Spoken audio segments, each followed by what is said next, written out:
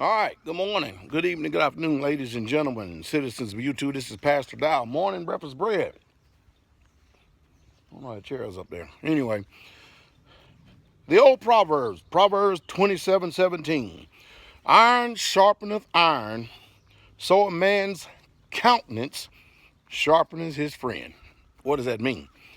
Well, I'm going to tell you right now, I had no clue coming this way, coming into this walk, that there would be so much hell going on in my life. Now, don't get me wrong. I'm not putting forth the finger that there's so much hell going on in my life because of people, even though people contribute to that. Listen to me closely. In other words, the real true comprehension and understanding of that is this. I didn't know how wicked I was, and neither do you. That is the beauty of this walk right here. You see, because we all, in some form, some way, possess a very high, lofty opinion of ourselves that other people don't share. And it's easy for us to always put forth the finger and blame everybody for the reason why we're feeling pain or perceived hurts or offenses. And the one thing that is inevitable, that if you're going to be sharpened in this kingdom,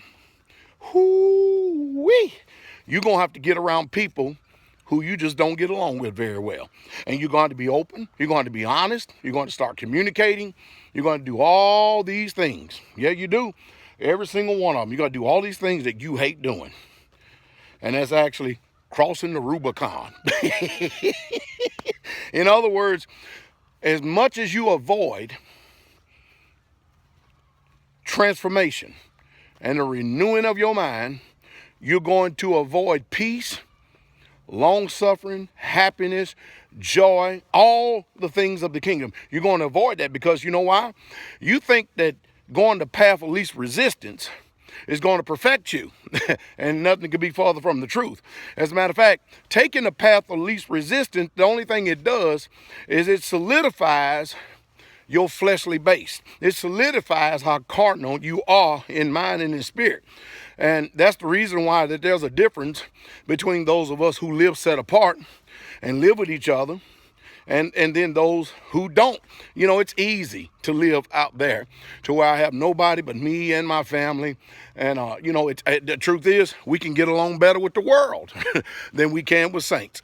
And you know the reason why? Because the world has no righteousness whatsoever at all that reflects on our corruption. But when you get around saints, someone who's striving for the kingdom, allegedly just like you are, that's the accusation. What takes place then? Well, guess what? You're just not as holy. You're not as righteous. You're not as good. You're not as just. And you're not as sanctified as you thought you were. That's the whole purpose of actually being around the real true Israelites. So you can be perfected, because truth is, if certain people wasn't around you, you wouldn't even know how wicked you were, would you?